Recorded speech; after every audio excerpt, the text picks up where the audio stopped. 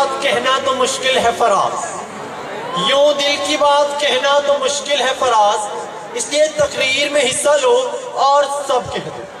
جناب صدر، میری آج کی تقریر کا عنوان ہے سب کہہ دو۔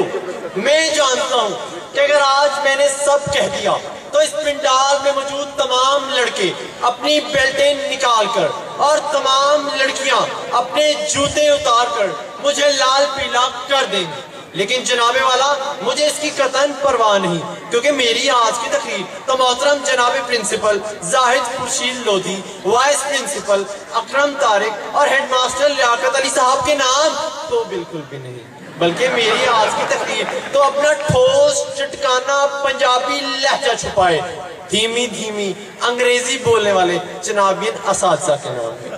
میری آج کی تقریر جناب کالج جنگ کی پنکھڑ بسوں میں بیٹھے نفیس مزاج لوگوں کے نام۔ میری آج کی تقریر جناب کالج جنگ کی تمام چھوٹی بڑی پیاری پیاری گول مٹول کالی آنکھوں والی ایوری میں موجود مرغیوں کے نام۔ جناب والی، میری آج کی تقریر میرے خود کے بچپن کے نام ہے، جب میری امی کندوریوں سے میرے 3 پیس سوٹ بنایا کرتے تھے۔ میری آج کی تقریر ان رولتے ہوئے پروکٹرز کے نام ہے، اور معذرت کے ساتھ میری آج کی تقریر ممی ڈیڈی ہیڈ بوائے کے نام ہے۔ جناب صدر، چونکہ سب کہتوں کا عنوان ہے تو کیوں نہ اپنی آپ ہی بیان کرتا چلوں۔ یہاں سے گھر گیا، در پر دستک دی کہ اندر سے آواز آئی، ابے وہ اچھے باپ کی گندی اولاد۔ میں سمجھ گیا کہ ابا حضور مجھے سے مخاطب۔ جناب والا سر کو جھکائے، آہستہ آہستہ قدم اٹھائے، ان کے سامنے پیش ہو گیا، لیکن انہوں نے کچھ ایسی بات کہی کہ دل باغ باغ ہو گیا۔ بولے تم جوان ہو، کیوں نہ تمہاری شادی کر دیں۔ جناب والا میں خوش بہت ہوا، میرے ابا حضور نے موقع کی نزاکت کو بھانپتے ہوئے میری منگنی کر دی۔ میں خوش بہت تھا، کیوں نہ ہوتا، کیونکہ میں عشق بھی کمال کرتا ہوں۔ میں عشق بھی کمال کرتا ہوں، I love you لکھ کر سینڈ ٹو آل کرتا ہوں۔ جناب والا پھر کیا تھا فرمائشیں شروع۔ میری ہونے والی بیوی نے مجھے فون کر کے کہا کہ میرے کتے کے لیے کیک لے کے آؤ۔ دوڑتا دوڑتا دکاندار کے پاس گیا، میں نے کہا بھائی میری ہونے والی بیوی کے کتے کے لیے کیک ملے گا؟ تو دکاندار تو حاضر جواب نکلا، فی الفور بولا بھائی جان یہیں پر کھائیں گے یا پیک کر دیں؟ جناب والا جب مجھے کتا کہا گیا مجھے بہت غصہ آیا، غصے میں آگ بگولا ہو کر جناب والا میں گھر کی طرف چل پڑا۔ گھر پہنچا ہی تھا کہ بیگم کا ایک اور پیغام آج دھمکا، بولی میں پاکستان کے بلند و بالا پہاڑ کیٹو کی چوٹی پر چڑھ جاؤں تو آپ مجھے کیا دے سکتے ہیں؟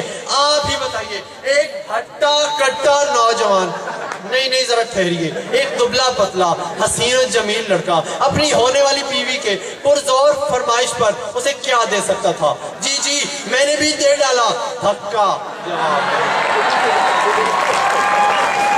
جناب والا مشہور کہاوت ہے، مرض بڑھتا گیا جو دوا کی۔ میری شادی کا وقت بھی قریب آتا گیا۔ شادی سے پہلے میں نے اپنے کچھ شادی شدہ دوستوں سے شادی کی تعریف پوچھی تو ایک نے کچھ یوں جواب دیا کہ it is the matter of relationship when cute become کتی and جان become جانی دشمن۔ جناب والا شادی ہو گئی، لیکن شادی کے بعد جھگڑے روز کا معمول، کبھی دفتر میں جھگڑا، کبھی گھر میں جھگڑا، کبھی بیگم سے جھگڑا، کبھی بیگم کی سوتن سے جھگڑا، کبھی فیمیل اسسٹنٹ سے جھگڑا، کبھی سہیلی سے جھگڑا، الغرض جھگڑا۔ ان جھگڑوں سے تنگ آ کر میں نے انٹرنیٹ کی مدد حاصل کرنا چاہی۔ نیٹ کھولا تو زوم کی مشہوری پڑی سب کہہ دو۔ میں نے بھی دل کی بات کہہ ڈالی کہ ہاؤ ٹو کنٹرول وائف، تو جواب آیا وی آر آلسو سرچنگ۔ جناب والا میری شادی کے بعد مجھے پہلی خوشی تب ہوئی جب میرے ہاں مننے کی پیدائش ہوئی۔ پھر کیا تھا،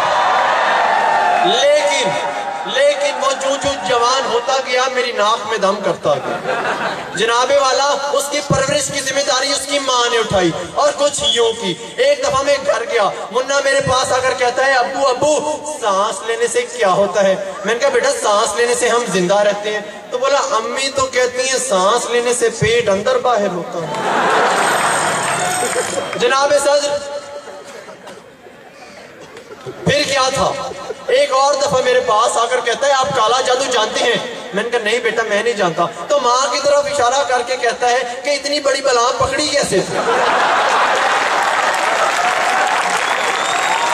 जनाबे वाला आप ही बताइए, ऐसी शादी को और ऐसी बीवी को देखकर 1990 की दहाई में बनने वाली फिल्म के ये गीत याद आएंगे ये नहीं कि जब से हुई है शादी आंसू बहा रहा हूँ, आफत गले पड़ी है मैं इसको निभा रहा हूँ। आपकी समाअतों का शुक्रिया।